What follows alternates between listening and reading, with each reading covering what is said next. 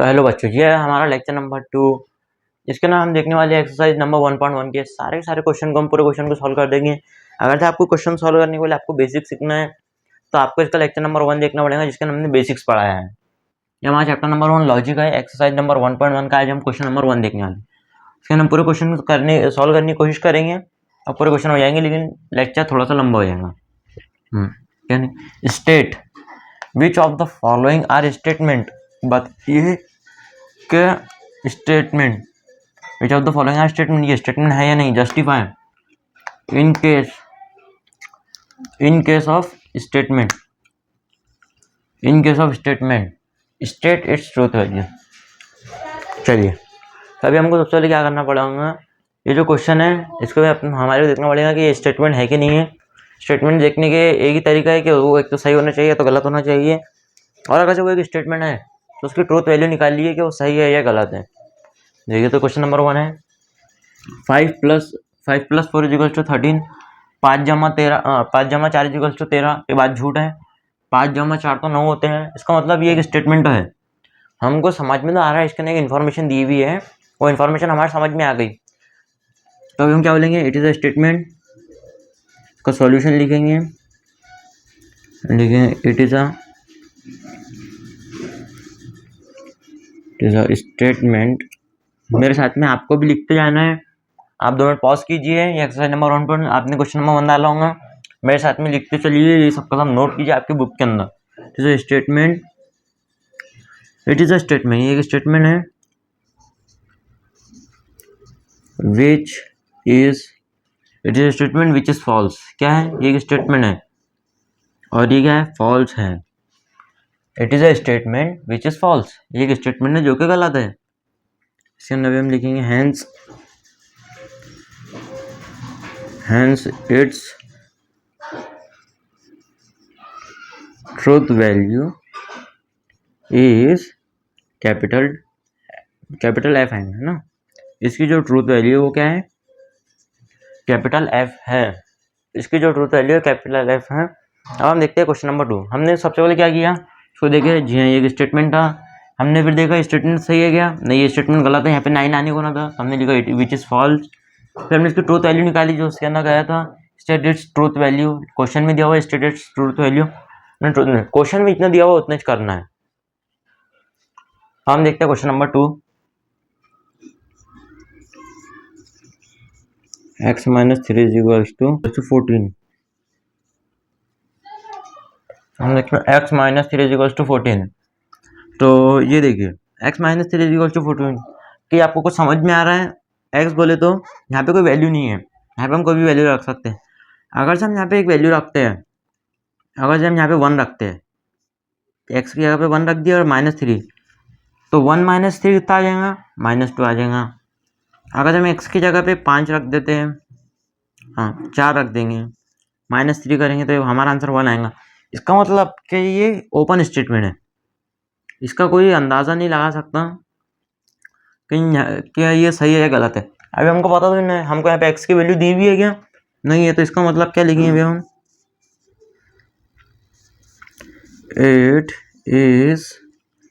It is a open statement, it is a open sentence, या तो statement sentence, it is a open sentence, it is open sentence, hence it is not a statement।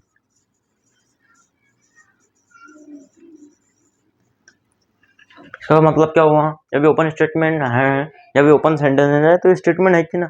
Statement या तो सही होना चाहिए या तो गलत होना चाहिए। नहीं, ऐसा भी नहीं होगा कि ये बात सही भी होंगी गलत भी होंगी। तो ये क्या है, ये एक ओपन सेंटेंस है और ओपन सेंटेंस स्टेटमेंट नहीं रहता। अब हम देखते हैं हमारा क्वेश्चन नंबर 3। चलिए, तो हम देखते हैं हमारा क्वेश्चन नंबर 3। क्वेश्चन नंबर 3 क्या है, close the door. Close the door मतलब अभी हम किसी को कमांड दे रहे हैं कि भाई वो दरवाज़ा बंद कर देना। जिसका हम कमांड देते हैं वो स्टेटमेंट नहीं होता है, वो एक इंपेरेटिव सेंटेंस है। ये ऐसे सेंटेंस को हम इंपेरेटिव कहते हैं। इसका नाम कहते हैं close the door, please sit down. हम उसको कमांड देते हैं, तो ये हमारा इंपेरेटिव सेंटेंस रहेगा। It is a imperative sentence, sentence इसका मतलब क्या हुआ? Hence hence is not a statement, hence is not a statement. इसका मतलब क्या होगा कि ये एक स्टेटमेंट नहीं होगा, ये एक इंपेरेटिव सेंटेंस है और इंपेरेटिव सेंटेंस स्टेटमेंट नहीं रहता। Zero is a complex number, कि जीरो कॉम्प्लेक्स नंबर है। जी हाँ, जीरो एक कॉम्प्लेक्स नंबर है, बिल्कुल सही बात है, ये एक स्टेटमेंट भी है। सब हम बोझ लिखेंगे, सोल्यूशन का हम मार्क दे देंगे। इट इज अ स्टेटमेंट, क्या लिखेंगे भी हम? It is a statement which is true. ये बात सही है, इट इज अ स्टेटमेंट, ये एक स्टेटमेंट है विच इज ट्रू, और जो कि सही भी है। तो इसका मतलब क्या होगा? Hence its truth value is capital T. ये होगा। अब हमारे, आप जल्दी से इसको नोट डाउन कर लीजिएगा जब इसको नोट करना होगा तो। अब हम देखते हैं हमारा क्वेश्चन नंबर 5 और 6।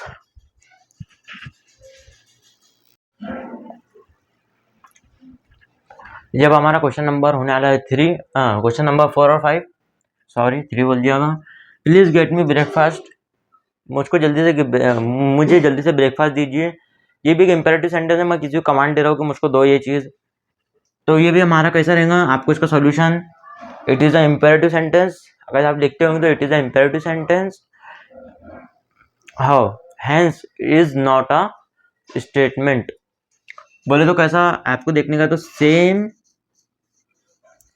As question number 3, same question number 3 के इसका आंसर लिख देना बाद में। Concurrent triangles are same. Concurrent triangles अभी हम किसको बोलते हैं? कॉन्करेंट ट्रायंगल्स उसको बोलते हैं जिसके जो तीनों वो रहते हैं एंगल, तीनों एंगल और तीनों लाइंस, तीनों बाइसेक्टर, तीनों एंगल्स और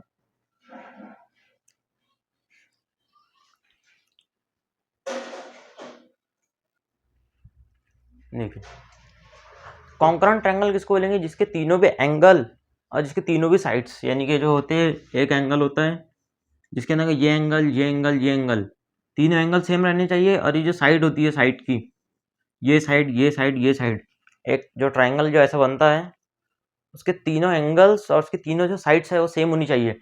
नॉर्मल सी बात है ना, जैसा कि एक मेरे से इंसान होना चाहिए जिसका चेहरा, मुंह, आँख, नाक सब बिल्कुल सेम होनी चाहिए, जिनका दोनों भी सेम रहेगा तो वही कॉन्करेंट एंगल कहलाएंगे। और कॉन्करेंट एंगल बिल्कुल सेम रहते हैं, एक ऐसा दिख रहा है तो बिल्कुल दूसरा भी ऐसे ही दिखेगा। तो हाँ, ये एक स्टेटमेंट है, जी हाँ बिल्कुल एक स्टेटमेंट है, तो इसको हम लिख देंगे, इट इज़ अ स्टेटमेंट। मेरे साथ में आप भी आपकी बुक के अंदर नोट करते जाइए, it is a statement which is, क्या है ये बात सही है ना, विच इज ट्रू। तो हम लिखेंगे hence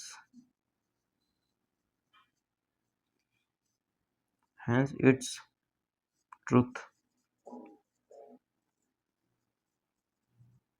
value is capital T. जो कि हमारा क्वेश्चन नंबर 4 और क्वेश्चन नंबर 5 और 6। अभी आप इसको जल्दी नोट कर लीजिए, मैं आपको बताता हूँ क्वेश्चन नंबर 7 और 8। चलिए तो हम देखते हैं क्वेश्चन नंबर 7 और क्वेश्चन नंबर 8। ये दोनों भी क्वेश्चन भी इजी होने वाले हैं, जैसे हमारे पुराने क्वेश्चन है वैसे क्वेश्चन है, कुछ नए क्वेश्चन नहीं है। देखिए, x square is equal to 1, x square is equal to 1, इसका मतलब क्या हो रहा है कि हमको इसकी वैल्यू मालूम ही नहीं है कि यहाँ पे कौन सी वैल्यू। अगर से हम इसकी जगह पे रखते हैं 1 स्क्वायर इज इक्वल टू 1, तो जी हाँ ये आंसर बिल्कुल सही आ जाएगा। 1 स्क्वायर इज इक्वल टू 1 ही आता है ना, 1 का स्क्वायर 1 ही होगा, इक्वल्स टू 1, तो मतलब ये 1 के लिए सेटिस्फाई करेंगे। अगर हम इसकी जगह पे 2 रखेंगे, 2 स्क्वायर इज इक्वल टू 2, नहीं ऐसा नहीं होगा। देखिए 2 का स्क्वायर कितना हो जाएगा, 4 इज इक्वल टू 2, ये टाइम पे गलत हो जाएगा। इसका मतलब ये सही भी हो सकता है, गलत भी हो सकता है, तो कोई भी ऐसा स्टेटमेंट हो ही नहीं सकता जो गलत भी होगा सही भी होगा। ऐसे जो सेंटेंस होते हैं इसको हम कहते हैं ओपन सेंटेंस। तो लिखेंगे भी हूँ,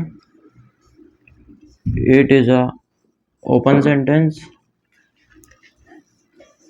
ओपन सेंटेंस आप भी आपके बुक के अंदर नोट कर लीजिए। Hence it's not a statement, not a statement आपने लिख देना आगे। देखिए सीधी सी बात है, a quadratic equation can not have more than two roots. जब भी हम क्वाड्रेटिक इक्वेशन सॉल्व करते हैं, क्वाड्रेटिक इक्वेशन क्या होता है, x square plus x plus a constant is equals to 0 जो होती है हमारा क्वाड्रेटिक इक्वेशन। इसके जो आंसर निकलते हैं, एक निकलता है x1 और दूसरा निकलता है x2।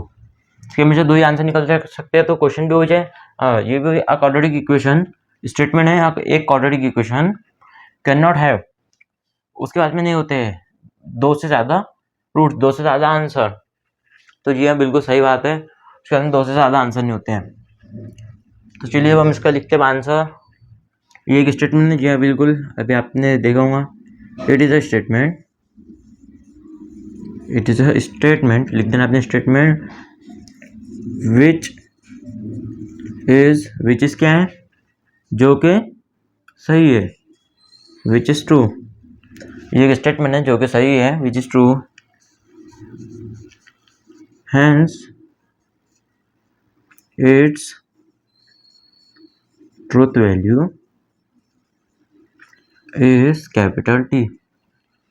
एक दिन हमने भी इसकी ट्रूथ वैल्यू कैपिटल टी है, जल्दी से आप इसको अपने बुक के अंदर नोट कर लीजिए। और मेरी तो राय आप सभी बच्चों के लिए ये होंगी, आप ये जो है ये जो क्वेश्चन देखिए, सबसे पहले इस क्वेश्चन को मेरे सॉल्व कराने से पहले आप खुद ही सॉल्व कीजिए, स्टेटमेंट पढ़िए।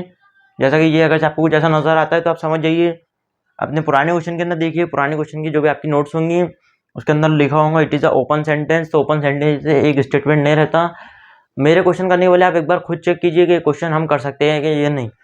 आपका आंसर मैच कीजिए, अगर आपका आंसर गलत आता है तो मेरा सॉल्यूशन का तरीका देखिए और आपका देखिए, दोनों को कंपेयर कीजिए और देखिए कि आपकी कहाँ पे गलती आती है। इसी तरीके से पढ़ाई होंगी, नहीं तो मैं आपको पढ़ा रहा हूँ और आप देख के पढ़ लेंगे, ये तो कॉपी हो जाएगा, कुछ भी नहीं होगा। अगर आपको खुद से मेहनत करनी है और अगर आप वैसे आपका बुक कंप्लीट करने के लिए कर रहे हो तो ठीक है, अगर आपको पढ़ना है तो आपको इस तरीके से पढ़ाई करनी होगी। ये भी हमारा क्वेश्चन नंबर 9 और 10। तो देखिए क्वेश्चन नंबर 9 क्या है, डू यू लाइक मैथमेटिक्स। मैं आपसे सवाल पूछता हूँ कि आपको मैथमेटिक्स पसंद है, तो बताइए मुझको कमेंट्स के अंदर कि आपको पसंद है कि नहीं है। रही बात इसकी, तो ये एक सवाल है, सवाल को हम इंग्लिश में कहते हैं इंट्रोगेटिव सेंटेंस।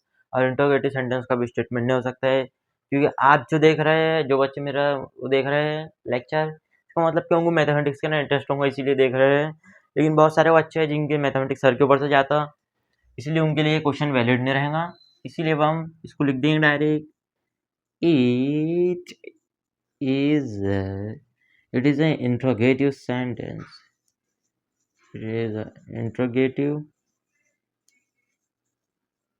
सेंटेंस। मेरी राइटिंग बोले तो डॉक्टर एमबीबीएस के जो डॉक्टर नहीं आते क्या, वो मेरे पास से लिखना सीखते हैं। आपको क्या हो, तो इसका मतलब क्या होगा, hence it's not a statement। तो चलिए तो देखते हैं अब हमारा क्वेश्चन नंबर 10वां। ओहो, तो सॉरी बच्चों, मुझसे हो गई थी गलती। मैंने क्या किया था, the all real numbers are whole number को इसको 10वां दे दिया था, क्वेश्चन नंबर 11 इसको 10वां दे दिया था, और ये वाला क्वेश्चन लिखने भूल गया था गलती से, ये स्किप हो गया था। मैंने आपको क्वेश्चन नंबर 9 तक के बताया है। क्वेश्चन नंबर जो 10 है वो ये है, the sunset in the west. देखिए तो सन जो ईस्ट से निकलता है और वेस्ट के अंदर जाके डूब जाता है, तो बिल्कुल सही बात है कि the sunset in the west, west के अंदर ही सन डूबता है हमेशा। तो ये एक स्टेटमेंट है, बिल्कुल स्टेटमेंट है, और ये ट्रू भी है। तो आपको लिखने का है, it is a statement, hence it is a statement which is true, hence its truth value is capital T. अगर से आपको इसका आंसर देखना है तो अभी हमने सॉल्व किया है, same as question number 4। Question number 4 को ऐसा कर डालना है इसको, वैसा मैंने बोल तो दिया आपको, बस यही आंसर लिख लीजिए सेम। ये all real numbers are whole number. देखिए रियल नंबर क्या होते हैं, रियल नंबर होते हैं 0 1 2 3 4। लेकिन वोल नंबर क्या होते हैं, वोल नंबर हम उसको बोलते हैं जो सिर्फ एक तो खुद इससे डिवाइड होगा, तो एक तो 1 से डिवाइड होता है खुद, या तो फिर जैसे कि 7 एक 1 से डिवाइड होता है और 7 एक 7 से डिवाइड होता है। तो बस यही नंबर को भी हम होल नंबर बोलेंगे, शायद से ऐसी कुछ है। तो सारे के सारे रियल नंबर होल नंबर नहीं होते हैं, तो इसका मतलब क्या होगा, इट इज़ ए स्टेटमेंट। ये बात तो है, ये कुछ तो कहा है, जैसे कि इंसान ने एक असर्टिव सेंटेंस बोला है, इट इज़ ए स्टेटमेंट, ये एक स्टेटमेंट है, it is a statement which is, लेकिन ये जो स्टेटमेंट है ये गलत है, क्योंकि सारे के सारे होल नंबर और सारे के सारे रियल नंबर होल नंबर नहीं रहते, विच इज़ फॉल्स। क्या है ये, गलत है, विच इज़ फॉल्स। तो इसका मतलब क्या होगा, hence its truth value, hence its truth value is capital F. इसकी जो ट्रूथ वैल्यू रहेंगी वो क्या रहेंगी, कैपिटल एफ। जल्दी से आप इसको नोट डाउन कर लीजिए और मैं देखता हूँ क्वेश्चन नंबर 12 और 13। तो मेरे भाइयों, ये है क्वेश्चन नंबर 12। क्वेश्चन नंबर 12 क्या, कैन यू स्पीक मराठी, क्या आप मराठी बोल सकते हैं। यार अपन महाराष्ट्रीयन, अपन मराठी नहीं बोले, मला येत ना मराठी, बस इसके आगे मेरे को मराठी नहीं आती। तो कैन यू स्पीक मराठी, ये एक इंट्रोगेटिव सेंटेंस है। जैसा कि हमने क्वेश्चन नंबर 9 देखा था, क्या डू यू लाइक मैथमेटिक्स, क्या आपको मैथमेटिक्स पसंद है, तो आपको वैसे सॉल्व कर लेना है, इसको लिख देना है क्या, it is interrogative sentence, hence it is not a statement. मैंने आपको बोल दिया है, और सेम आपको कर लेना इसको सेम एज क्वेश्चन नंबर 9। किसी को आपत्ति होंगी तो जाके देख सकते हैं क्वेश्चन नंबर 9 को वापस। चलिए, तो देखिए मैंने जादू से हमारे कपड़े बदल दिया। हम देखते हैं क्वेश्चन नंबर 12-13। देखिए क्वेश्चन नंबर 12 क्या है, ये हमको इक्वेशन दी हुई है और ये x की वैल्यू दी हुई है, x² - 6x - 7 व्हेन x = 7। तो अभी हमको कुछ नहीं करना है, बस x को इसकी जगह पे रख देना है। ये x है तो x की जगह पे भी हम लिखेंगे 7² - 6 है, इसके बाद में x है। जब दोनों बीच में कुछ नहीं, इसका मतलब दोनों बीच में मल्टीप्लाई रहता, 7 लिख देंगे -7 = 0। तो देखिए हमको तो मालूम है कि एक स्टेटमेंट है, बस अभी हम इसकी ट्रूथ वैल्यू निकाल रहे हैं, सही है गलत है।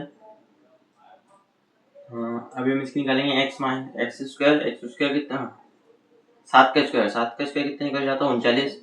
7 7 49, 7 7 49, और इसको कर देंगे हम 7 6 42, 42 -7 = 0। क्या सारे माइनस है, तो हम देखेंगे माइनस है ना, 72 - 32।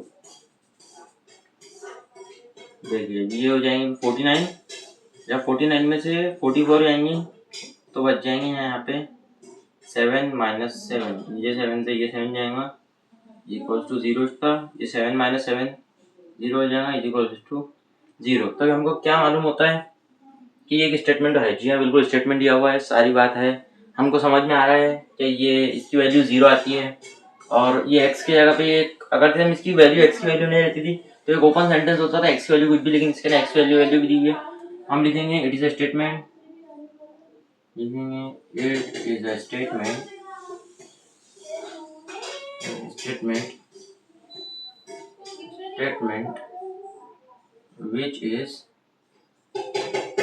which is true. जो ये एक स्टेटमेंट है जो कि सही है, जो सही बात है, देखेंगे hence its truth value is capital T। तो ये हो गया क्वेश्चन नंबर 12, इसको नोट डाउन कर लीजिए। क्वेश्चन नंबर 13 और 14 देखेंगे। जैसा कि अभी आप देख सकते हैं, ये भी हमारा क्वेश्चन नंबर 14 है। क्वेश्चन नंबर 14 जो है बड़ा क्वेश्चन है बहुत, अगर आपको मैं समझाने के लिए बैठूंगा तो बड़ा टाइम मेरा चले जाएगा, आपका और मेरा टाइम, और आपको इतना ज़्यादा काम करनी, इसलिए आप इसको ये लिख लीजिए, it is a statement which is true, hence its truth value is capital T। बस आपको इतना कर लेना है, ये लिख लेना, आपको ऐसा लगेगा तो सॉल्यूशन के तौर पे, तो आपको ये लिखना है। ये उसका रीज़न है, मैं आपको समझाने के लिए बैठूंगा तो बहुत टाइम लग जाएगा, और कई सारे बच्चों की ये बात समझने में आ गई होंगी। चलिए हम देखते हैं क्वेश्चन नंबर हमारा 15। देखिए तो क्या है, इट रेन्स हैवीली, ये हमारा क्वेश्चन नंबर 15 है। तो अभी हम क्या लिखेंगे, it is not a statement, क्योंकि बारिश हो रही है। ये जो बात है ये हर जगह पे अप्लाई नहीं होगी कि ये बड़ी बड़ी तेज बारिश हो रही है, ये बात ऐसी नहीं होंगी, कहीं पर बारिश नहीं हो रही, कहीं पर कम, कहीं पर ज़्यादा, तो it is not a statement, नहीं लिखना पड़ेगा। अभी हमको अपने लिखना पड़ेगा इट इज़ अ कौन सा सेंटेंस बनेगा, इट इज़ एक्सक्लेमेटरी लिख देंगे ma'am, it is a assertive sentence, it is a assertive it is a assertive sentence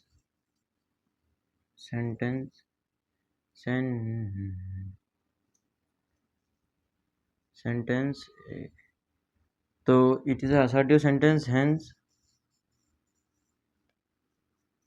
hence it's not a statement। देख लीजिए, मुझको ऐसा पता नहीं है ये असर्टिव है कि इम्पेरेटिव सेंटेंस है। अब वो कौन, ग्रामर को इतना मेरा पक्का नहीं है, बस मैच पक्का है, तो ये लिख लीजिए। देखते हुए हमारा क्वेश्चन नंबर अगला, ये भी हमारा question number 2, right the following statement symbolically. हमको कुछ भी नहीं करना है, अब हमको बस इसको एक नाम दे देना है P और Q, जैसा कि हम इसको डिनोट कर देना है एक सिंबल से, और इसको सिम्बॉलिकली एक्सप्रेस कर देना है एंड को। देखिए मैं वो जैसे कि आपको बताता हूँ क्वेश्चन सोल्व करके, लेट P, यानी पी अभी हम किसको बोलेंगे, नागपुर इज इन महाराष्ट्र, इसको अभी हम नाम दे देंगे P, जैसे कि नागपुर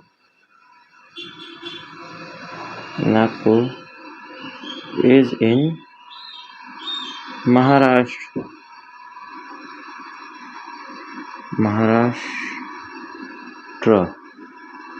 ये हो गया, ये भी हमारा एक हो गया P। देखिए अब इसके अंदर दो स्टेटमेंट है कि ये कंपाउंड स्टेटमेंट है, Nagpur is in Maharashtra and Chennai is in Tamil Nadu. तो अब एंड को तो हम इसके अंदर लेंगे नहीं, बस अभी हम सिर्फ एक सिंगल स्टेटमेंट को एक एक नाम से डिनोट कर देंगे। जैसे कि इतना पूरा एक स्टेटमेंट हो गया, सिंगल स्टेटमेंट है, सिंपल स्टेटमेंट जिसको हम बोलते हैं। दूसरा हो जाएगा चेन्नई इज इन तमिलनाडु।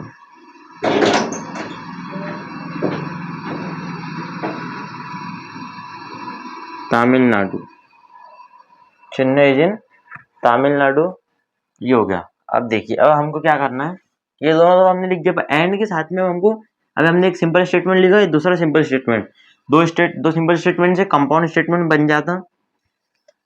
अब हमको क्या करना है, लिखना है सिंबॉलिक फॉर्म, मेरे साथ में लिखते चाहिए, आप भी नोट बनाते चाहिए, आपको नोट्स बनाना बहुत ज़्यादा ज़रूरी है। Symbolic form of the given statement, जैसे कि हम सिंबॉलिक फॉर्म है किसका है, given statement is the symbol. अभी हमने लिखा था symbolic form of the given statement is P। सबसे पहले क्या है, नागपुर इज इन महाराष्ट्र, तो अभी हम इसका लिख देंगे P, बीच में एंड को हम लॉजिकल भाषा के अंदर ऐसे लिखते हैं एंड। दूसरा क्या है, चेन्नई इज इन तमिलनाडु, तो ये भी हमारा Q वाला है, चेन्नई इज इन तमिलनाडु, तो ये P है। P की जगह पे आएंगे Nagpur is in Maharashtra, Q के ये एंड की जगह पे एंड है, और चेन्नई इज इन तमिलनाडु। तो पूरा स्टेटमेंट अभी हमारा इतना सा बन चुका है, पहले इतना बड़ा था। इसको बोलते हैं हम सिंबॉलिक फॉर्म। अभी हमने स्टेटमेंट नंबर 1 का देखा, अब हम स्टेटमेंट नंबर 2 देखते हैं। अब अगला क्वेश्चन देखते हैं, जल्दी से इसको नोट कर लीजिए।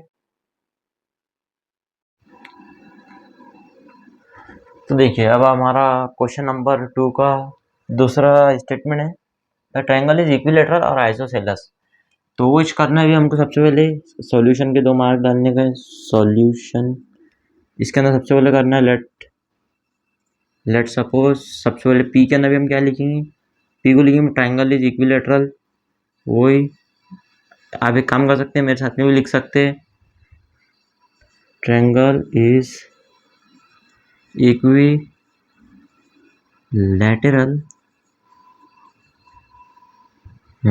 दूसरा स्टेटमेंट क्या हो जाएगा, देखिए अब हम इतना तो लिख नहीं सकते आइसोसेलेस नहीं, तो हमको पूरा लिखना पड़ेगा। देखिए ट्रायंगल इज इक्विलैटरल, वो इक्विलैटरल है, और आइसोसेलेस भी है, तो अब ऐसे लिख देंगे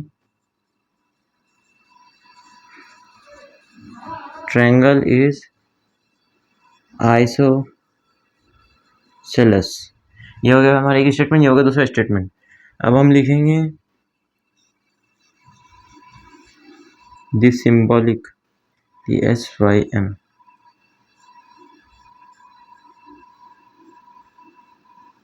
the symbolic form of this statement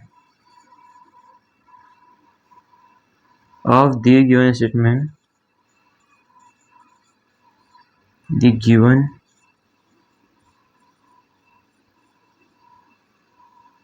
statement is, क्या आ जाएंगे इज, देखिए सबसे पहले पी यानी कि ट्रायंगल इज इक्विलेटरल, ये जो भी हमारा इतना पूरा है इसको हमने क्या नाम दिया पी। तो सबसे पहले पी, और को भी हम कैसे लिखेंगे ऐसे, और एंड का उल्टा भाई और आइसोसेलेस यानी कि ट्रायंगल इज आइसोसेलेस, ये क्या है क्यू है। तो ये हो चुका है, जल्दी से इसको हम नोट डाउन कर लीजिए अपने बुक के अंदर। और अब हम देखते हैं अब हमारा क्वेश्चन नंबर 3। ये भी हमारा question number 3। The angle is right angle and if and only if is of measure 90 degree. अगर से कोई एक एंगल राइट एंगल है तो इसका मतलब उसका जो मेजर होगा, उसका जो मेजर होना चाहिए वो 90 डिग्री होना चाहिए, इसका मतलब जो होगा। तो चलिए सॉल्यूशन लिखते हैं, सॉल्यूशन दो एरो के साथ में, फिर वही अभी हमारा let the angle is right angle. सबसे पहले हम इसको पी सपोज करेंगे, the angle is RIGST, the angle is right angle, the angle is right angle and Q, फिर लिखेंगे it is of measure, it is of measure 90 degree. जब इसका measurement जो है 90 डिग्री होगा तब ये। तो द सिंबॉलिक फॉर्म विच, अभी the symbolic form of the given statement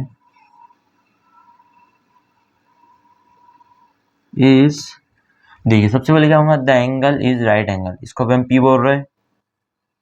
if and only को भी हम कैसे दिखाते हैं डबल इम्प्लीकेशन, तो bye conditional, if and only if it is measure of 90 degree, इसका मतलब क्यू। जो हो गया, चलिए हम देखते हैं हमारा क्वेश्चन नंबर 4, इसको नोट कर लीजिए। देखिए क्या लिखा हुआ, the angle is neither acute और नॉर ऑब्ट्यूज। एक्यूट आपको शायद से बराबर नहीं दिख रहा होगा, देन ना ही एंगल एक्यूट है और ना ही ऑब्ट्यूज है।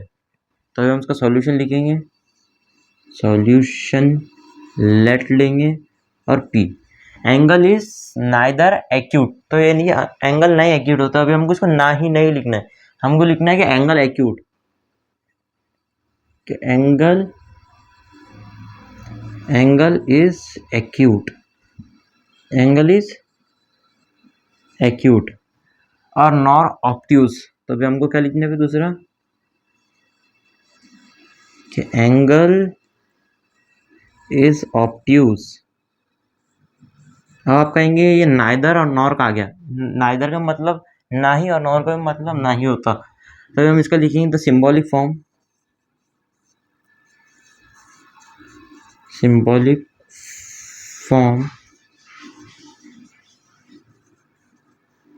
of the given statement is, यानी कि स्टेटमेंट गिवन स्टेटमेंट का सिंबॉलिक फॉर्म क्या होगा। देखिए भाई मैं आपको बताता हूँ, सबसे पहले है एंगल इज एक्यूट, लेकिन स्टेटमेंट कहना कि एंगल इज नाइदर एक्यूट। तो अभी हम लिख देंगे पी क्या हो जाएगा, एंगल इज एक्यूट लेकिन ये नाइदर है, तो अभी नाइदर के लिए लगा देंगे अभी हम ये, इसको बोलते हैं निगेशन लगाने के बाद में ये समझ लिया कि इस स्टेटमेंट के अंदर नॉट लग गया कि एंगल इज नॉट एक्यूट, ये बन गया। और नॉर ऑब्ट्यूज, जब नाइदर और नॉर दिखता है, नाइदर एक्यूट नॉर इन नाइदर नॉर, ना ही ये ना ही वो, तो उसके लिए एंड होता है, यानी बीच में एंड होता है इनके बीच में एंड है। और नॉर ऑब्ट्यूज, तो ऑब्ट्यूज की जगह पे क्या है क्यू है, लेकिन क्यू कौन सा है, क्यू क्या एंगल इज ऑब्ट्यूज, ये बन जाएगा। तो आप ऐसा समझ लीजिए कि एंगल इज एक्यूट, तो ये निगेशन लगने के बाद में angle is not acute and angle is not obtuse. और जब हम इसको एकदम कंपाउंड स्टेटमेंट बनाते हैं तो angle is neither acute nor obtuse, ये बन जाता है। ये थोड़ा सा डिफिकल्ट जाएगा आपको समझने के लिए, समझ गए होंगे बस, आपको इतना हार्ड नहीं है। अब हम देखते हैं क्वेश्चन नंबर 5। देखिए तो ये अब अभी अपना क्वेश्चन नंबर 2 का क्वेश्चन नंबर 5। क्या in triangle ABC is right angle at B, जैसा कि ट्रायंगल है बोलते ट्रायंगल ABC और जो B जो है उसका वो राइट एंगल है, ऐसा बना सकते हैं उसको राइट एंगल ट्रायंगल ABC। तो ये जो एंगल B है ये राइट एंगल बोलते हैं in triangle if triangle ABC is right angle है एंड एंगल एट B जो है जैसे कि B के ऊपर right angle, then major angle A plus major angle C is equal to 90 degree. जी हाँ बिल्कुल, ये बात तो एकदम सही है। सबको मालूम है कि अगर से ये 90 डिग्री है तो इन दोनों का प्लस भी 90 डिग्री होगा, ये अपने 10th के अंदर पढ़ लिए। पर हमारे को इसको सिम्बॉलिकली लिखना है तो सबसे पहले हम लेट लेके लेंगे angle ABC right angle at angle B। Let P क्या है हमें हमारा angle ABC is right RIGHT right angle at B। ये भी हमारा स्टेटमेंट, पहला स्टेटमेंट, ये भी हमारा दूसरा स्टेटमेंट। देन के बाद में हमारा ये इफ देन वाला इफ देन को हम कहते हैं कंडीशनल लॉ या तो इम्प्लीकेशन। क्या है measure angle A plus major angle C is equals to 90 degree हो गया हमारा दो। हम इसको लिखेंगे सिंबॉलिकल, क्या सिंबॉलिक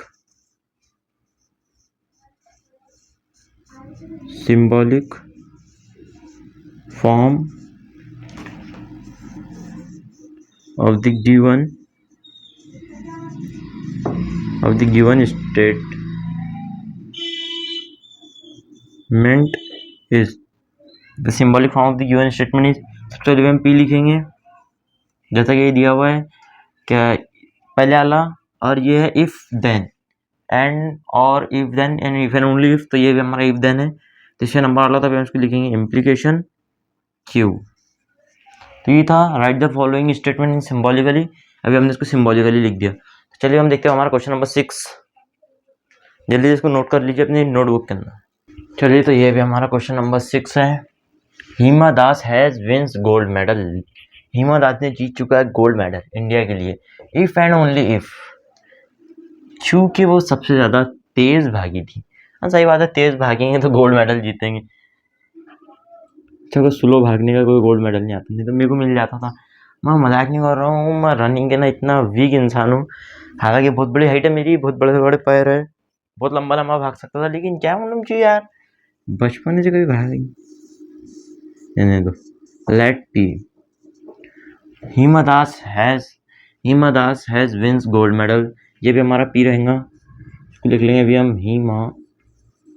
हिमा दास। यार ये कोई नाम नहीं लग रहा, हिमा दास, हिमा पहली बार सुन रहा हूँ मैं, रीना हिना लिख रहे तो समझ में आता था।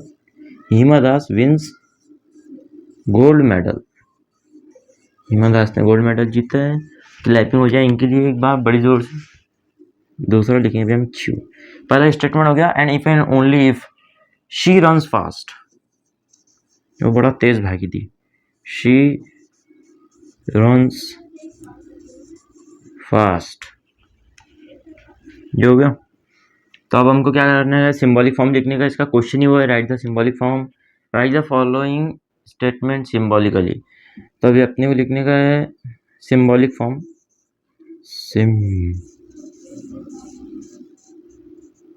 symbolic form of the given statement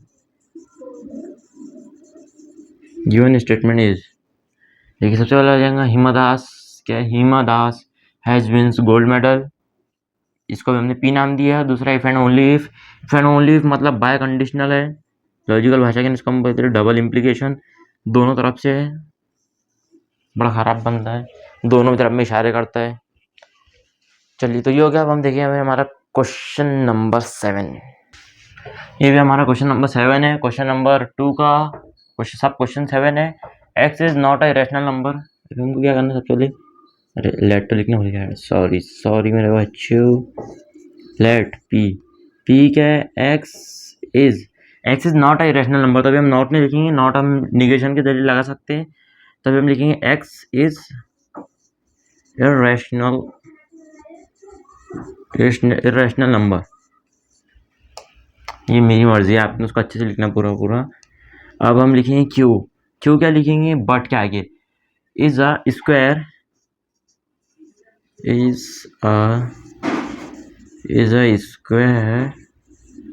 of N integer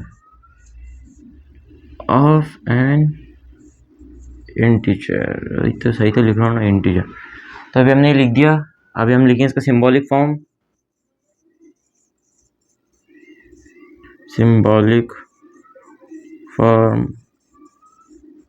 of the given statement. इसका हम गिवन स्टेटमेंट का सबसे पहले पी, तो पी क्या है? X is not a irrational number, तो नॉट, इसके हमने नॉट नहीं लिखे, इसलिए सबसे पहले अभी हम नॉट लिखेंगे, निगेशन, तो ये बन जाएगा। अभी हमारा नॉट लग गया इसके अंदर। बाद में बीच में बट है तो बट का मतलब होगा एंड, तो ये एंड है। बट की जगह पे भी हम कोई भी स्टेटमेंट के ना आगे आके भी हमको बट दिखेगा, तो हमको उसके ना एंड का सिंबल लगाना है। एंड ये ना, and but is a square of integer, यानी कि क्यू। ये हो गया। अब हम देखने वाले हैं क्वेश्चन नंबर 3। क्वेश्चन नंबर 2 हो गया हमारा पूरा सॉल्व। क्वेश्चन नंबर 2 के सातों के क्वेश्चन हो गए। अब हम क्वेश्चन नंबर 3 लगाएंगे। जल्दी जब आप इसका स्क्रीनशॉट ले लीजिए, तो जैसे भी आपको लिखना है आप वैसे लिख लीजिए, और देखते हैं हमारा क्वेश्चन नंबर 3। देखिए तो देखिए बच्चों, ये होने वाला है हमारा question number 3। Right the truth value of the following. अभी हमने क्या किया, सबसे पहले अभी हमने एक को समझा स्टेटमेंट है कि नहीं है, फिर स्टेटमेंट मिल गया तो फिर हमने उसको सिंबॉलिक फॉर्म के अंदर लिखना तो सीखा। अब ये तो है, अब इसको सिंबॉलिक फॉर्म के अंदर लिखो। अब जो सिंबॉलिक फॉर्म के अंदर है तो उसकी ट्रूथ वैल्यू भी लिखो। तो हमको वो करना है, right the truth value of the following. अभी तक के हमने जैसा करते आए हैं, अब हमको उसको आगे थोड़ा एक्सटेंड कर देना है। तो देखिए इसके अंदर क्या है, अभी हमारा थोड़ा माइक को ऊपर कर ले, तो इसके अंदर है 4 इज ऑड और 1 इज प्राइम। तो अभी हमको इसको सोल्यूशन करना है। इसका सोल्यूशन लिखने से पहले हम सबसे पहले लिखेंगे लेट, फिर हमको पी और क्यू बताना है, नहीं सिंबल एक एक को प्रोवाइड करना है। तो अभी हम देंगे 4 इज ऑड,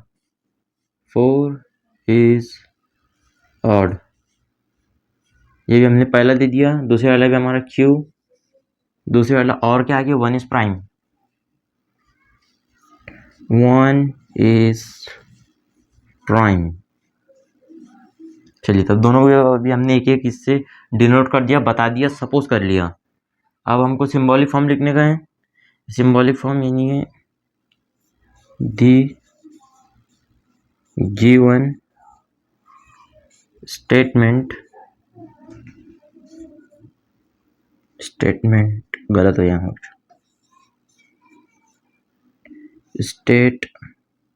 स्टेटमेंट की स्पेलिंग भूल यार मैं।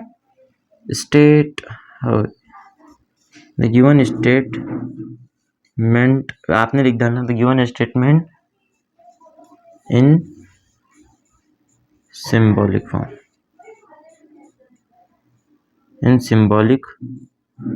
फॉर्म, जब से लगा के रख दिया ये वो आपने लिख डालना उसका। अब इसका ट्रूथ टेबल बनाएंगे। तो सबसे पहले हमारा आएगा पी, दूसरा आएगा क्यू, और इसका जो सिंबॉलिक जो फॉर्म है इसका, अरे सॉरी सिंबॉलिक फॉर्म लिखना भूल गया ना। सिंबॉलिक फॉर्म क्या है? 4 इज ऑड, तो 4 इज ऑड यानी कि पी और लिख दिए, और 1 इज प्राइम, तो 1 इज प्राइम क्या आ गया हम लिखेंगे the truth value of the statement, the truth value, the truth value of the statement, the truth value of the statement. ये स्टेटमेंट की स्पेलिंग आ गया यहाँ पे, आपने देख डालना। ये ट्रूथ वैल्यू लिखने के लिए हमको क्या करना पड़ेगा, आएगा पी, दूसरा आएगा क्यू और एक आएगा पी एंड क्यू। इसका बन जाएगा एक ऐसा बॉक्स। यार इसकी इंक भी तो खत्म होती है, ये ब्लू वाले का इस्तेमाल करेंगे, टेंशन मत लो। इसकी इंक का जो भी है, तो इसका जो भी मसला ख़राब हो गया। देखिए पी द 4 इज़ ऑड, बात बिल्कुल झूठ है। 4 जो है एक इवन नंबर है, ऑड नंबर नहीं है, बात गलत है। और 1 इज़ प्राइम, तो जो भी प्राइम नंबर होता है उसको कम से कम 2 नंबर से डिवाइड होना ज़रूरी होता है। एक तो वो खुद से होना चाहिए और एक तो 1 से होना चाहिए, लेकिन 1 के साथ में तो ऐसा हो ही नहीं सकता। 1 ही एक ऐसा नंबर है जो किसी को भी प्राइम नंबर बनाने की ताकत रखता। देखिए ये चल भी नहीं रही है, तो ये ब्लू वाला चलाता हूँ। तो देखिए 1 जो है, 1 एक तो खुद से भी डिवाइड हो जाता है और 1 से भी डिवाइड हो जाता है, लेकिन ये दोनों नंबर सेम है। वैसे 7 भी एक प्राइम नंबर है, लेकिन 7 के अंदर 2 कंडीशन। देखिए एक तो 7 से भी डिवाइड होता है और 1 से भी डिवाइड होता है। तो ऐसा 2 नंबर से डिवाइड होने होना, लेकिन ये फिर भी एक ही नंबर से होगा डिवाइड, तो इसीलिए 1 एक प्राइम नंबर नहीं है, इसलिए इसको भी हम लिखेंगे फॉल्स। और एफ, हालांकि इसके अंदर से एक बार भी टी आ जाएगा, और के अंदर एक बार भी टी तो आंसर टी आता है, लेकिन इसमें दोनों में से एक भी बार टी नहीं है, दोनों भी एफ है, तो हमारा जो फाइनल आंसर आएगा वो एफ आ जाएगा। चलिए देखते हैं हम क्वेश्चन नंबर 3 का क्वेश्चन नंबर 2। तो चलिए तब हम देखते हैं हमारा क्वेश्चन नंबर 3 का क्वेश्चन नंबर 2। क्वेश्चन नंबर 3 इसका सब क्वेश्चन नंबर 2 है, बस विच करना है, डबल से ट्रूथ वैल्यू लिखने की है। 64 is a perfect square and 46 is a prime number. जैसे से प्राइम नंबर, चलिए तो लेट सबसे पहले पी को सपोज करेंगे। पी क्या है, 64 is a perfect square. 64 is a perfect square, ये लिख दिए। दूसरे वाले को एक सपोज करें 46, इसका उल्टा है, देख सकते हैं आप। ये इसी बनाना पड़ता है क्वेश्चन, नकली question. 64 is a prime number.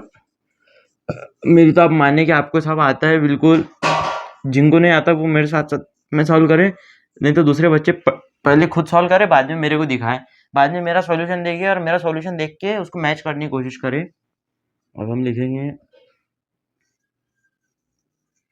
The symbol, ये क्या है, the given statement in symbolic, the given statement, the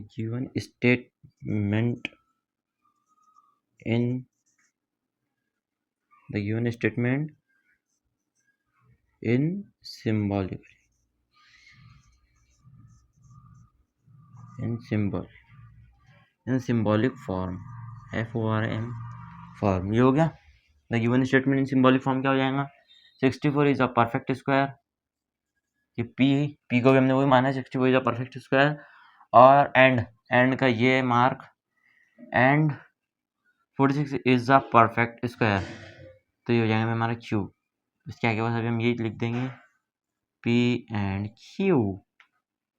चलिए हो गया हमारा। अब क्या है, the given statement symbolically the truth value of the statement, the truth value of the statement. Truth value वही, सबसे पहले एक पी, दूसरा क्यू, तीसरा पी एंड क्यू, जैसे ये लिखा हुआ है 2 3 4।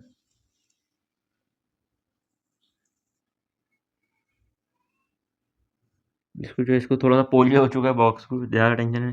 पी, जब हम पी देखें 64 इज अ परफेक्ट स्क्वायर, कि 64 एक परफेक्ट स्क्वायर है, जी हाँ बिल्कुल परफेक्ट है।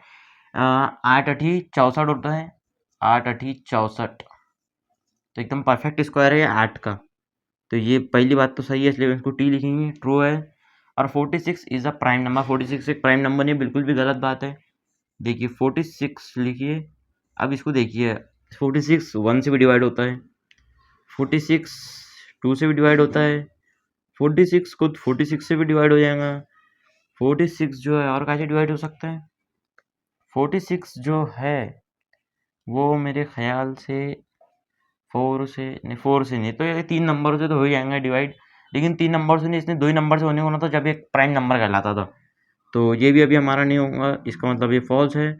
और एंड है, इसका मतलब एंड के अंदर क्या होता है, एक भी बार एफ तो पूरा आंसर एफ, तो इसकी ट्रूथ वैल्यू एफ आ गई। जल्दी इसको अपने बुक के अंदर नोट कर लीजिए और हम देखते हैं हमारा question number 3।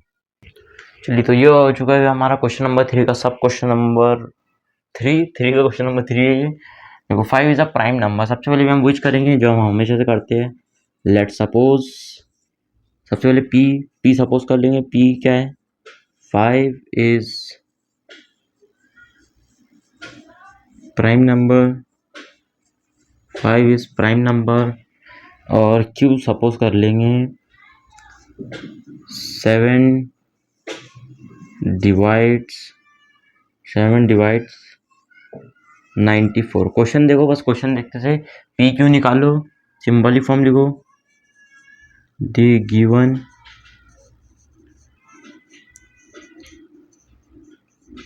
Given statement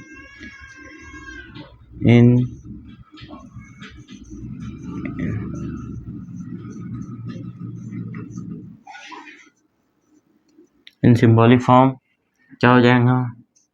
P है, एंड है, और Q है। P एंड Q हो जाएगा।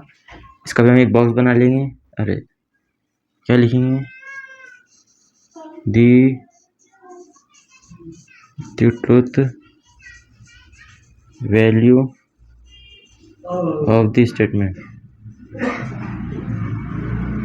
आपने लिख डालना ऐसा, P and Q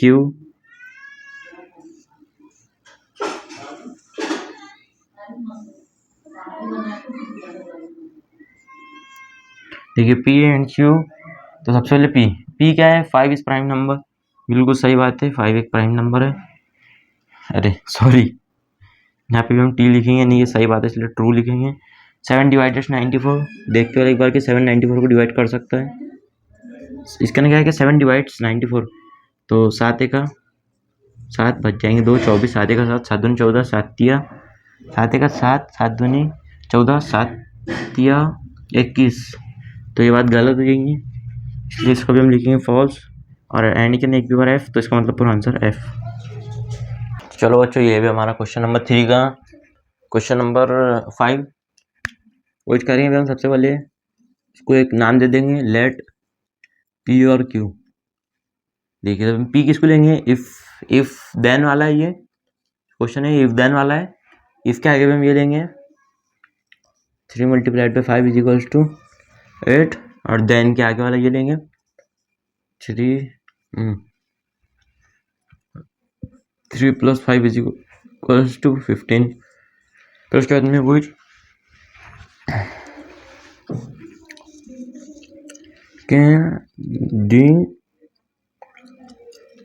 the given statement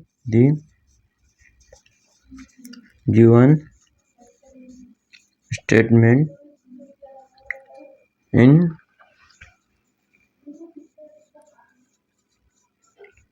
symbolic form।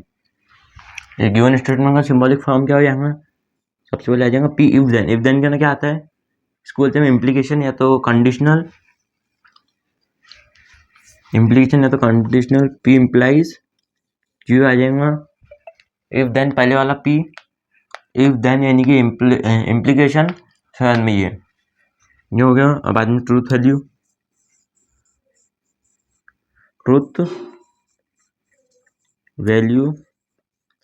Of the given statement.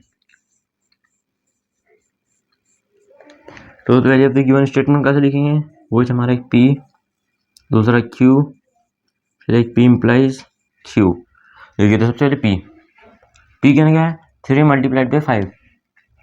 3 पंजे 15 नहीं होना था, लेकिन ये 18 है। इसका मतलब ये बात झूठ है, सरासर झूठ है। और 3 जमा 5, तो 3 जमा 5 क्या हो जाएगा? 3 जमा 5 हो जाएगा 8। है ना। 3 + 5 8 हो जाएगा, लेकिन यहाँ पे 15 है, ये भी आंसर गलत है, तो ये भी है फॉल्स। और इफ देन के ना क्या होता है, सिर्फ अगर से इसके ना एक ही कंडीशनल फॉल्स आती है, अगर से टी ने एफ को दिखाया तो ये कंडीशन एफ आती है, बाद में तीनों भी कंडीशन इसकी टी आती है। अगर आपको याद नहीं है तो आप बॉक्स देख सकते हैं, टेंशन मत लीजिए। अब हम देखते हैं क्वेश्चन नंबर 6। चलिए, तो ये भी हमारा क्वेश्चन नंबर 6 है। फिर हमको विच करना है, क्या है क्वेश्चन है, which the truth value of the following, truth value निकालने गए। Milk is white and if and only if sky is blue. तो मिल्क वाइट है और स्काई ब्लू है, तो विच सबसे पहले हम इसको दो नाम दे देंगे। लेट, एक को दे देंगे पी, दूसरे को दे देंगे पी। मिल्क इज वाइट, इसको दे देंगे मिल्क, मिल्क इज वाइट, दूध सफ़ेद है, और दूसरा है स्काई इज ब्लू। फिर वो एक जो लाइन है वो हमेशा लिखने के बाद आपने लिख डालना, the given statement symbolically, the given statement in symbolic form, ये लिख डालना आपने एक लाइन। फिर मैं आपको इसका सिम्बॉलिक फॉर्म बता देता हूँ। If and only, if and only इसका मतलब क्या होता है, double implication, P P double implies Q. फिर वो यहाँ पे दूसरे लिए लाइन लिखने का है, क्या, truth value, truth value of the statement, ये लिख देना आपने। ट्रूथ वैल्यू भी लिख दो आपको यहाँ पे पी, दूसरा है Q, P double implies Q. देखिए मिल्क इज वाइट, बात सही है, स्काई इज ब्लू, बात सही है, दोनों भी ट्रू और ट्रू है। Capital D, P double implies Q, इसके ना सेम सेम आएगा, डबल इम्प्लीकेशन सेम सेम यानी कि ट्रू, ये हो गया। चलिए तो बच्चों अब ये अब हमारा क्वेश्चन नंबर 7 है। ये भी अच्छा इजी क्वेश्चन है, ज़्यादा कुछ हार्ड नहीं है। देखिए सबसे पहले वो एक पी निकालेंगे, एक स्टेटमेंट को दूसरे क्यू बोलेंगे। 24 इज अ कंपोजिट नंबर, लिख देंगे 24 इज अ कंपोजिट नंबर। और क्या है, 24 इज अ कंपोजिट नंबर, यहाँ पे और है, और रहेगा बीच में। 17 इज अ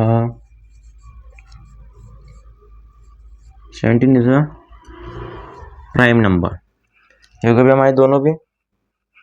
फिर वो द गिवन स्टेटमेंट, लिख देना the given statement in symbolic form. In symbolic form क्या लिखेंगे, 24 is a composite number, 24 is a composite number, इसका नाम पी दिए, और मतलब उल्टा ए लिख देंगे हमेशा, और 17 इज अ प्राइम नंबर, तो ये क्यू मतलब 17 इज अ प्राइम नंबर है, तो बन गया पी और क्यू, पी और क्यू। फिर अब हम जो लिखेंगे ट्रूथ वैल्यू लिखेंगे, जो हमको होना truth value of the statement, लिख देना आपने, truth value of the statement लिख देना। एक रहेगा पी, दूसरा रहेगा क्यू, और जब दोनों मिलाएंगे तो पी और क्यू। देखिए P 24 is a composite number, composite number अभी हम किसको बोलते हैं, कंपोजिट नंबर जो दो नंबर से ज़्यादा नंबर से डिवाइड हो जाता हो। देखिए 24 को भी हम कैसे 2 से भी डिवाइड कर सकते हैं, 2 1 ज़ा 2, 2 2 ज़ा 4, अगर इसको 2 से भी डिवाइड कर सकते हैं। 24 को भी हम 1 से भी डिवाइड कर सकते हैं, 24 1 ज़ा 24, 24 को भी हम 6 से भी डिवाइड कर सकते हैं, 6 का 6, 6 दूनी 12, 6 दिया 18, 6 चौक 24। हम इसको 8 से भी कर सकते हैं, 8 का 8, 8 दूनी 16, 8 दिया 24। तो इसका मतलब ये वो ऐसा नंबर जिसको सिर्फ 3 नंबर से डिवाइड होने, 2 से ज़्यादा होने को ना, तो 2 हो ही गए, और 2, और ये इससे भी ज़्यादा नंबर से होता है, 4 से भी हो जाता है, यानी कि वो 2 से ज़्यादा नंबर से होने को ना, तो ये 2 से ज़्यादा से हो रहा है, बिल्कुल 4 नंबरों से हो जा रहा है। तो पहली बात तो सही है। दूसरा 17 is a prime number, prime number के अंदर क्या खासियत रहनी चाहिए, प्राइम नंबर जैसे 17 है तो इन्हें सिर्फ 2 नंबर से डिवाइड होने को ना, एक तो 1 से डिवाइड हो जाता, 17 1 17, 117 17 और 71 70, और कोई दूसरे नंबर से डिवाइड ही नहीं होता। नहीं तो आपने करके देख लेना, 1 से नहीं होगा, 2 से नहीं होगा, 3 से नहीं होगा। कोई ऐसा है कि 17 किसी के टेबल में आता क्या, किसी के पहाड़े में आता क्या, नहीं आता ना। तो बस ये है, दोनों भी सेम ही नंबर है समझ लीजिए। इसके अंदर कम से कम 2 आने को ना, और इसके अंदर 2 से ज़्यादा आने को ना। ये भी बात सही है, ट्रू और ट्रू और ट्रू, और क्या ना एक भी बार ट्रू तो पूरा आंसर ट्रू। चलिए तो बच्चों क्वेश्चन नंबर जो 3 है उसका 7 अभी हमने कर दिया, वो हो चुका हमारा पूरा कंप्लीट क्वेश्चन। अब हमारा जो लास्ट का सेकंड लास्ट जो है क्वेश्चन नंबर 4 है। क्वेश्चन नंबर 4 के 3-4 क्वेश्चन, बाद में क्वेश्चन नंबर 5 के 5 क्वेश्चन, बाद में ये हमारा एक्सरसाइज नंबर 1.1 खत्म। बहुत बहुत बेस्ट ऑफ लक बच्चों, आपने पूरा ये एक्सरसाइज नंबर 1.1 खत्म कर दी। हमको क्वेश्चन नंबर 4 देखना है, समझते हैं। If statement P and Q are true, देखिए स्टेटमेंट पी और क्यू है, जो पी और क्यू है वो सही है स्टेटमेंट, एंड आर और एस आर फॉल्स, आर और एस जो है फॉल्स स्टेटमेंट है, then determine the truth value of the following statement. हमको क्या करना है, कुछ भी नहीं करना है, जो पी है, जो पी और क्यू है उसकी जगह पे टी रखना है, जो आर है और एस है उसकी जगह पे फॉल्स रखना है। इसको मैं अभी आपको सॉल्व करके बताता हूँ। हम लिखेंगे सॉल्यूशन एज कंडीशन, जो भी हमको कंडीशन दी हुई है क्वेश्चन के अंदर, as condition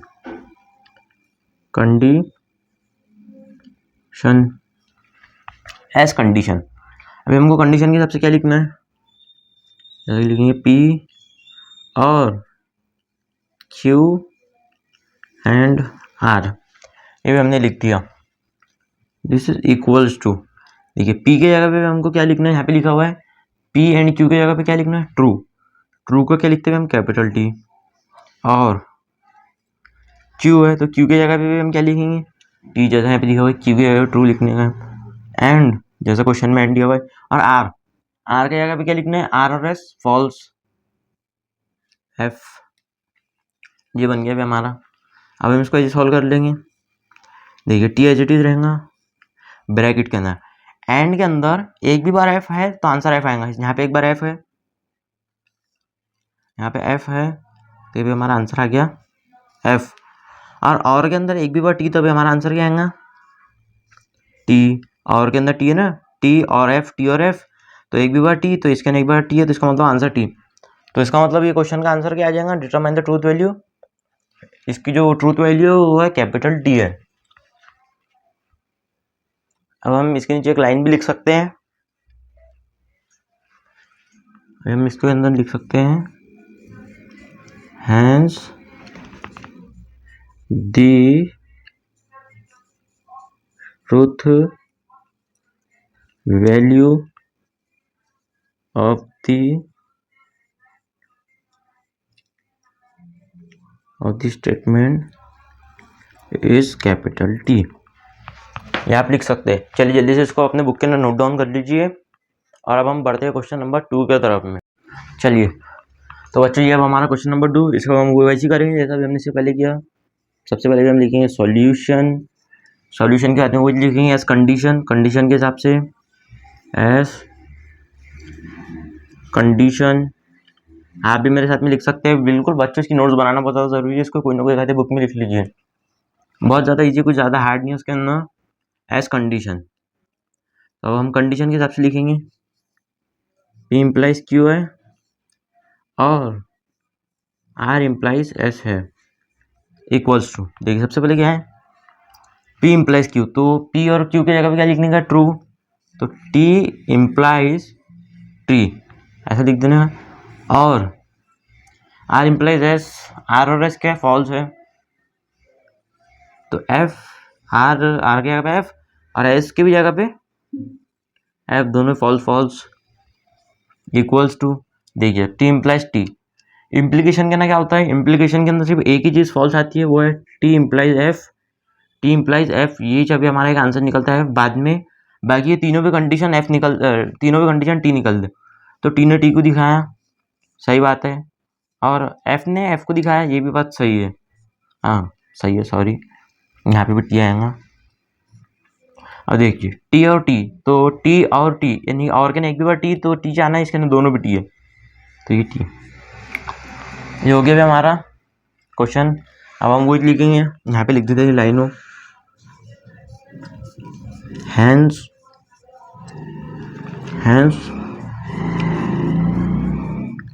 truth value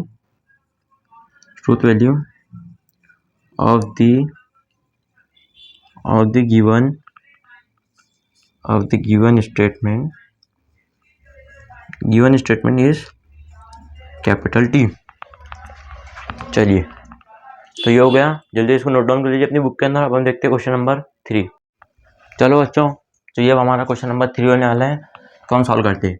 Q and R और निगेशन पी और एस, ये आपको ये याद होगा ना, मद ऐसा निशान ऐसा मुझे ऐसा लहर के ऐसा, इसका नाम है निगेशन, बड़ी अच्छी चीज़ दिखती हो। अब हम वही लिखेंगे सॉल्यूशन के अंदर, सबसे पहले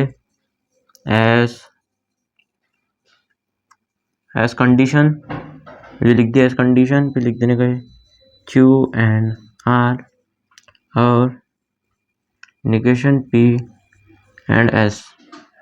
देखिए वही करना है, देखिए क्यू सबसे पहले क्यू की जगह पे यहाँ पे दिया हुआ क्यू की जगह पे टी, फिर एंड जैसा क्वेश्चन में आर की जगह पे फॉल्स, फिर दिया हुआ और जैसा क्वेश्चन में दिया वैसे लिखना है, सिर्फ बस वैल्यू पुट करना है। निगेशन पी, निगेशन लिखेंगे और पी के जगह पे टी लिखा हुआ है ना, निगेशन बेसिटीज आता है। उसके बाद में एंड एस की वैल्यू क्या दी हुई है एफ। चलिए ये हो गया। अब देखिए टी एंड एफ, अगर से एंड के ना एक भी बार एफ, तो क्वेश्चन तो इसका आंसर निकलता है एफ। और निगेशन टी, तो निगेशन टी का एफ हो जाएगा।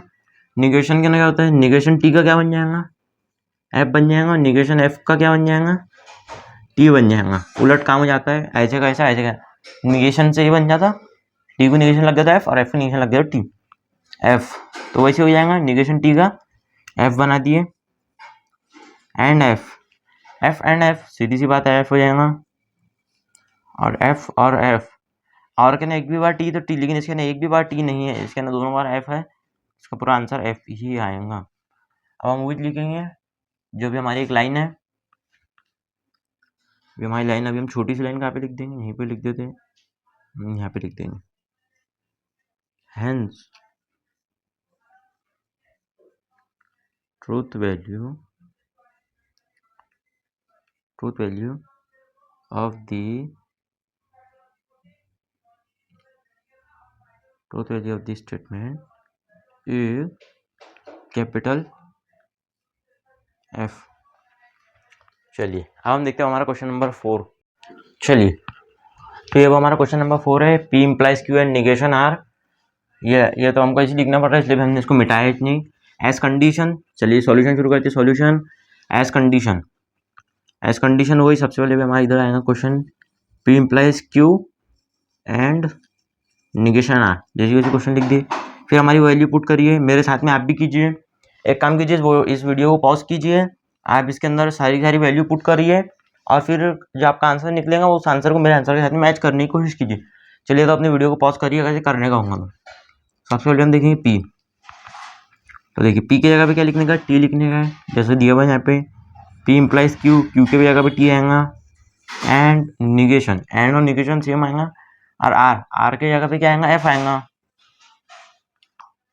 देखिए तो टी इम्प्लाइज टी, तो टी इम्प्लाइज टी क्या आएगा, टी आएगा, क्योंकि मैंने आपको बताया था अगर जो टी इम्प्लाइज एफ रहेगा, यहाँ पे एफ होता तो जब भी एक बार हमारा आंसर एफ आता था, बाद में इम्प्लीकेशन के अंदर सारे आंसर टी आएंगे।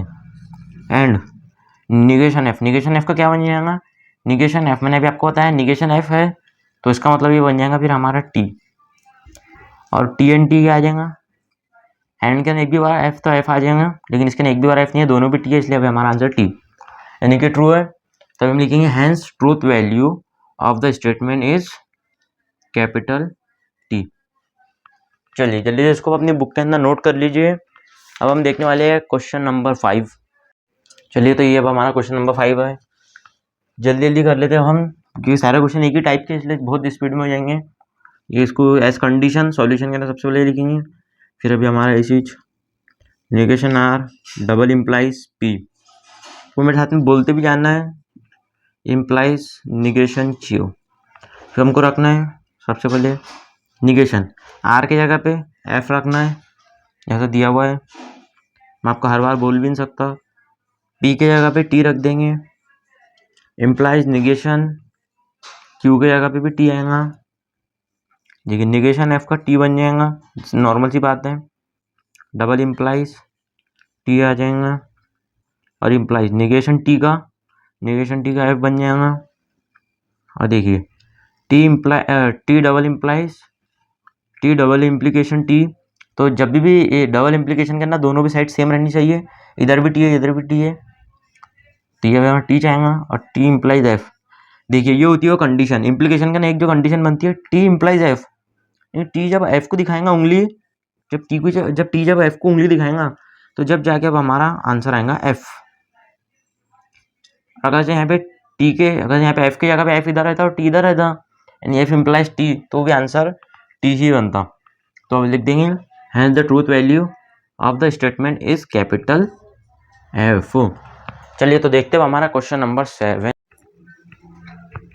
चलिए तो बच्चों आने वाला हमको क्वेश्चन सॉल्व करने में मज़ा जी अब शुरू हो चुका है हमारा क्वेश्चन नंबर 6। ये होते हैं बड़े बड़े क्वेश्चन, हम बड़े क्वेश्चन करने के अंदर भी मज़ा आता है, छोटे मोटे क्वेश्चन तो भी मैं आपको बता रहा था कहना कोई इतना खास मज़ा नहीं आता। चलिए इसको शुरू करते हैं। देखिए अब ये जो शुरू होने वाला है यहाँ से हम इसके पहले करने लिखेंगे एज कंडीशन, सॉल्यूशन डाल दीजिए, एज कंडीशन लिख दीजिए, negation as it is, P के जगह पे क्या आएगा टी आएगा जैसे क्वेश्चन में दिया हुआ है, एंड निगेशन क्यू के जगह पे क्या आएगा निगेशन क्यू क्यू के जगह पे भी टी आएगा, एंड आर के जगह पे क्या आएगा एफ आएगा, और क्यू के जगह पे टी एंड एफ, और पी के जगह पे क्या आएगा टी आएगा, एंड आर की जगह पे एफ। ये लिख दिए। चलिए इसको सॉल्व करते हैं हम। निगेशन टी का क्या बन जाएगा एफ बन जाएगा, निगेशन टी का एफ, एंड निगेशन टी का फिर एज इट इज एफ बन जाएगा, एंड एफ, फिर ये वाला ब्रैकेट क्लोज, और टी एंड एफ वही होता है टी एंड एफ, एंड का एक भी बार एफ तो एफ और टी एंड एफ, इसका भी आंसर एफ और एफ आ जाएगा। फिर यहाँ पे भी हम सॉल्व करेंगे एफ एंड एफ, यहाँ पे भी एफ आ जाएगा, और एफ और एफ, तो देख सकते हो एफ एंड एफ भी एफ हो जाएगा, और एफ और एफ भी एफ हो जाएगा, और एफ भी एफ हो जाएगा। तो चलिए जो कि भी हमारा पूरा क्वेश्चन सॉल्व का फाइनल आंसर भी हमारा क्या आ चुका है एफ आ चुका है। तो चलिए उसको जल्दी कर लीजिए आपके बुक के अंदर नोट डाउन। मैं मानता हूँ थोड़ा इजी क्वेश्चन था, इतना हार्ड नहीं था, बस आपको बस प्रैक्टिस करते जाना, इसके आगे क्वेश्चनों की भी। हम देखते हैं क्वेश्चन नंबर 7। तो बच्चों सॉरी, अभी मैं आपको ये इसका सॉल्यूशन बताने के पहले क्वेश्चन नंबर 6 का सॉल्यूशन चालू करने वाले मैं आपको बता दूं कि ये क्वेश्चन नंबर 6 यहाँ पे गलती से लिखा हुआ है, ये वाला क्वेश्चन नंबर 7 है, मैंने यहाँ पे पहले 6 लिख दिया था। चलिए तो अब शुरू करते हैं हम इसका सॉल्यूशन। चलिए तो अच्छा अब बहुत देर के बाद में अब आया हमारे पास में एकदम लेवल वाला क्वेश्चन आया है, जो मज़ेदार क्वेश्चन है, थोड़ा बड़ा क्वेश्चन है, इसको सॉल्व करने के अंदर अब हमको मजा आएगा थोड़ा सा। वही सॉल्यूशन के हम सबसे लिखेंगे एज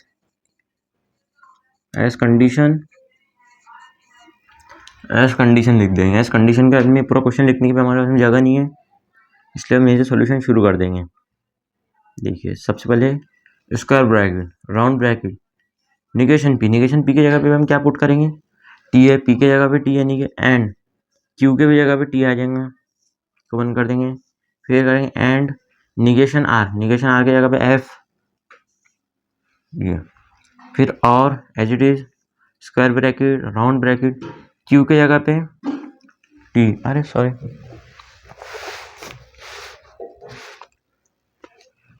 यहाँ पे जो है यहाँ पे क्यू इम्प्लाइज आर है, सॉरी बच्चों जो क्वेश्चन है ये है Q implies R, Q T implies R के जगह पे फिर हम एफ पुट करेंगे, फिर एक और राउंड ब्रैकेट, फिर इम्प्लीकेशन, फिर राउंड ब्रैकेट, निगेशन एस के जगह पे भी हम क्या पुट करेंगे एस के जगह पे एफ पुट करेंगे, और आर के जगह पे भी एफ ही पुट करेंगे, राउंड ब्रैकेट बंद। चलिए तो इसको सॉल्व करते हैं। देखिए ये निगेशन टी का क्या बन जाएगा, F and T and negation F का टी बन जाएगा, और टी इम्प्लाइज एफ। तो टी जब एफ को दिखाएंगा, मैंने आपको कंडीशन बताया था टी एफ, तो इसका आंसर एफ आता है। एफ इम्प्लाइज निगेशन, अब वही निगेशन एफ का बन जाएगा टी और एफ का एफ राउंड ब्रैकेट बन। यहाँ पे आ जाएगा एफ एंड टी, यानी एंड के एक भी बार एफ, तो आंसर एफ आ जाएगा। एंड क्वेश्चन के अंदर जैसे टी दिया हुआ है ऐसा आ गया। और यहाँ पे भी हम वैसे करेंगे, एफ इम्प्लाइज टी और टी, और के अंदर एक भी बार टी तो आंसर टी आ जाएगा। इसका जो आंसर है वो टी आ गया, यहाँ पे ब्रैकेट खत्म। तो चलिए एफ एंड टी, एंड के एक भी बार एफ तो आंसर एफ आ गया, और एफ इम्प्लाइज टी, ये इसका आंसर टी आ गया। अब और के ना एक भी बार एफ तो और के ना एक भी बार टी, तो भी हमारा आंसर आ जाएगा टी। फाइनल आंसर आ गया हमारा टी। फिर हम वो लिखेंगे hence truth value, hence truth value of the given truth value of the given statement is capital T. तो बच्चों ये अब हमने क्वेश्चन कर दिया सॉल्व। बड़ा मजा आ गया, ये थोड़ा बड़े क्वेश्चन करने में थोड़ा ज़्यादा मजा आता है। चलिए जल्दी इसको अपने बुक के अंदर नोट कर लीजिए। ओह तो चलिए तो बच्चों हम चलते हैं हमारे क्वेश्चन नंबर 8 की तरफ। ये होने वाला हमारा आखिरी क्वेश्चन है, तो चलिए ज़्यादा खुश हो जाइए। आखिरी क्वेश्चन है, इसको जल्दी सॉल्व करते हैं और फिर जल्दी से अपने घर पे निकल जाते हैं। नहीं इसके बाद में क्वेश्चन नंबर 5 भी है, ज़्यादा भी खुश मत हुई है। देखिए ये फिर इक्वल का निशान देंगे, एस कंडीशन इक्वल। देखिए अब निगेशन पी के जगह पे टी और आर की जगह पे एफ और एस की जगह पे एफ और निगेशन क्यू की जगह पे टी, डबल इम्प्लाइज पी की जगह पे टी एंड आर की जगह पे एफ। ये भी हो दीजिएगा, जल्दी सॉल्व हो जाएगा। निगेशन के बाद में T negation T and negation T का क्या हो जाएगा एफ और एफ और एफ इम्प्लाइज निगेशन टी का एफ बन गया। यहाँ पे भी इसको कर देंगे ब्रैकेट को close, double implies T and F, and के अंदर एक भी बार एफ, तो पूरा आंसर एफ। तो चलिए बन गया निगेशन एफ और एफ हो जाएगा। और के अंदर एक भी बार टी तो एफ, और के अंदर एक भी बार टी तो आंसर टी आता है, इसमें एक भी बार टी नहीं है। एफ और एफ इम्प्लाइज एफ, ये हो जाता है टी। देखिए इम्प्लीकेशन के अंदर बस टी इम्प्लाइज एफ ही एफ होता है, बाद में तीनों भी जो होते हैं वो सारे के सारे टी ईच होते हैं। ये हो जाएगा F implies T, double implies F, और देखिए ये हो जाएगा भाई हमारा निगेशन ऑफ एफ और टी एक भी बार टी, तो इसका मतलब आंसर टी आएगा। Negation T double implies F, तो निगेशन टी का क्या बन जाएगा एफ बन जाएगा, निगेशन टी का एफ, डबल इम्प्लाइज एफ। और डबल इम्प्लीकेशन के अंदर दोनों साइड सेम है, इसलिए भी हमारा फाइनल आंसर आएगा। यहाँ पे लिख देंगे फाइनल आंसर भी हमारा टी है, दोनों में साइड। चलिए अब हो चुका है हमारा क्वेश्चन नंबर 4 का हो चुका है एंड, क्वेश्चन नंबर 4 का हो चुका है एंड। अब लीजिए अब एकदम आराम की सांस और शुरू करते हैं हमारा क्वेश्चन नंबर 5। जल्दी से शुरू करेंगे, इसको इतना खत्म करेंगे, एक्सरसाइज नंबर 1.1 को करेंगे खत्म। तो बच्चों जो होने वाला है हमारा question number last question number 5 है, बस इतनी स्लाइड है। और ये अब हमारा एक्सरसाइज नंबर 1.1 का हो चुका है एंड। अब हम शुरू करने वाले एक्सरसाइज नंबर 1.2। मिलते हैं अगली वीडियो के अंदर, जैसा कि पहले इसको कंप्लीट कर लेंगे। देखिए तिरुपति इज इन आंध्र प्रदेश, क्या है, क्वेश्चन नंबर 5 है, right the negation of the following.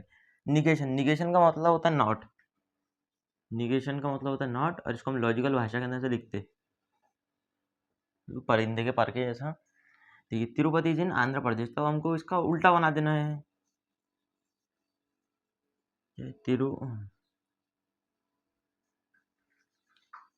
Tirupati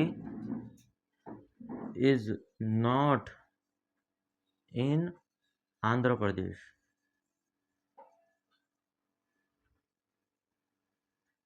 देखिए बस कुछ भी नहीं करे, क्या भी हमने बस कहना नॉट लगा दिया। अब हमको ऐसे ही देखना है क्वेश्चन नंबर 2। क्या क्वेश्चन नंबर 2 क्या है, 3 is not a root of the equation x square plus 3x minus 18। क्या जो 3 है वो इसका एक रूट है, वो इसका एक रूट नहीं है, तो इसके ना पहले से नॉट लगा हुआ है, इसलिए अब हम इसके ना का नॉट हटा देंगे और इसको डायरेक्ट लिख लेंगे। 3 is a root of the equation,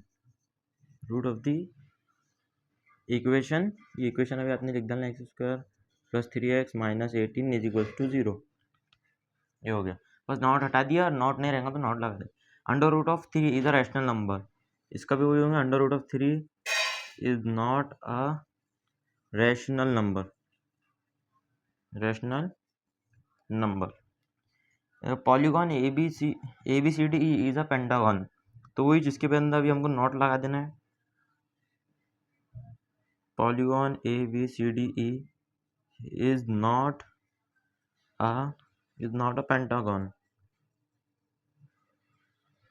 जो हो गया, अब हमको क्या करना है, देखिए अभी ग्रेटर देन और रिकॉल वाले तो बहुत ज़्यादा ईजी रहते। 7 + 3 इज ग्रेटर देन 5, वो बोल रही होती 5 से बड़ा है, तो इसका आंसर क्या हो जाएगा, 7 + 3 इज लेस देन और इक्वल टू 5। तो चलिए ये हो चुका अब हमारा कोई एक्सरसाइज नंबर 1.1 शुरू ख़त्म। और अब हम मिलते हैं हमारे अगले लेक्चर एक्सरसाइज नंबर 1.2 के अंदर। पहले हम उसका एक बेसिक लेक्चर डालेंगे, उसके बाद में हम उसका एक्सरसाइज के क्वेश्चन आंसर सॉल्व करेंगे। तो चलिए मिलते हैं, सबको मेरा आदाब।